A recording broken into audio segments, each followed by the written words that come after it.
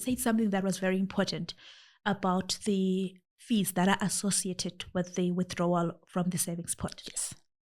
So you also mentioned that there will be taxed. And Yes. is that correct? That's 100% correct. Look, let's be clear. All provident fund or pension fund withdrawals are taxed, right? The important thing to know about the savings pot in particular is that the tax will be at the member's nominal or marginal tax rate. So what that means is the same rate of tax that you pay on your salary is the rate of tax that you will pay on this withdrawal. Whereas at retirement, there are special retirement withdrawal tax benefits. Yeah. So it means that you pay less tax at retirement rather than the punitive tax you will pay withdrawing from the savings pot. Yeah. Besides tax, are there any other costs that members can anticipate? Absolutely. Wow. So, unfortunately, absolutely. Yeah. The industry, remember, this is a new era. Yeah. We've never had this before. Withdrawals from members that are still working from their retirement benefits. So it is an excessive amount of additional work for funds and administrators to make these platforms available, etc.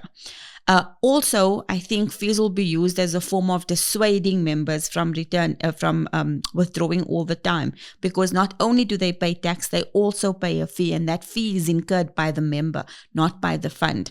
So there are different fee regimes that are being discussed in the industry. Some of them are saying a percentage with a minimum rand amount and a maximum rand amount. And those start anywhere from 250 rand to 650 rand per withdrawal, depending on the amount you're withdrawing, depending on a bunch of factors. So there will definitely be withdrawal fees charged on these savings pot withdrawals. You would need to look at your particular fund to find out what they will be charging. But on top of the tax that you'll be paying as a member, you will also be paying a fee for withdrawing from your savings pot. Great. Taking a step back, I understand there may be some members who are currently not contributing for tax. Will they also be expected to pay tax? Absolutely. Absolutely. So what you need in order to withdraw from the savings pot is an active tax number, meaning your affairs with the receiver of revenue needs to be in order.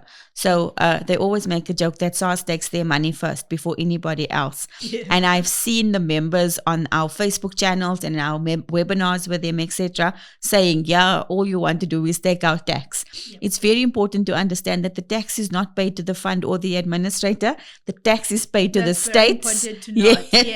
Yes, we don't want riots. It's not paid to us, it's paid to the state. And the tax requires an active tax number. So it's important for members to know that their tax affairs are in order before they claim from the savings pot. Let me give you an example. I think a lot of people, Mr. Kisweta was online the other day saying how many people have been auto-assessed by SARS this year. Oh. So there was a ton of auto-assessments this year. If your auto-assessment says that you're in the red, meaning that you need to pay the receiver, they're not paying you, and you don't settle that amount and you withdraw from the savings pot, we as the administrator apply for a tax directive from SARS. If they let us know that they need 3,000 Rand or 5,000 Rand or 1,000 or whatever it is that you owe them, we will deduct that money in addition to the marginal tax, in addition to the fee, before we pay you anything out of your savings pot. So it is exceptionally important for members to know what their tax status is. Do they owe any money for tax before they withdraw from the savings pot? Absolutely. I think that is very, very imperative for members to know. The other thing, Nance, before I let you go, I understand we service some of the members who are security officers and some who are truck drivers, yes, like drivers in general. And most of them do not contribute to tax, in my understanding. How can they get their tax numbers? Do they need to go to SARS? Do they come to you as the fund administrator, or do they go to their respective retirement fund? How do they get the tax number? I wish I could say that we could assist them with that. But unfortunately, a few years ago, with the POPI Act and all of these things, So we can't assist in that respect anymore. Members will need to visit the SARS website to register, alternatively make an appointment at one of the SARS branches, so that they can register for tax and get their tax affairs in order.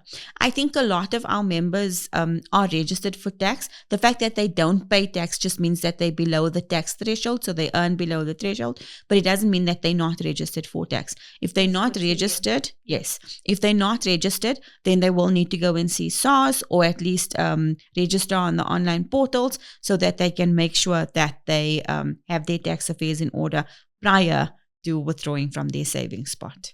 Taking a step back on the administration fees, is SALT Employee Benefits planning on informing the member beforehand to say, you are applying to withdraw 10,000? This is the amount that you can expect as an admin fee. Will you be telling the members upfront, or they will just see it in the statement when they receive the money?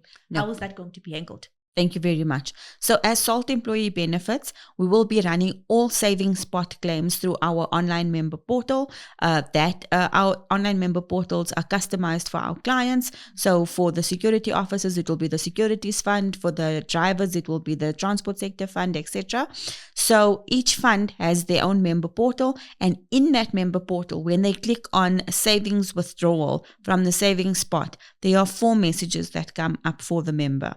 The first, if they don't have 2,000 Rand as a minimum in the savings spot, then they can't withdraw. The second being that tax is applicable at their marginal tax rate and that they need to understand that. The third being, if there is an outstanding IT88 or any payments due to SARS, that will be deducted when we apply for the directive if the receiver lets us know. And lastly being that there is an admin fee, and it will stipulate for that fund what that admin fee is. So almost a little calculator to say to them, assuming these things, this is what you'll get out at the end of the day. Okay, great. Looks like you have everything under control, and I like the narrative that you're driving in the communication upfront, so that the members are well aware of what they are going to take part in. Thank you so much for joining me again, Ness. You're very welcome. Thank you. Thank you.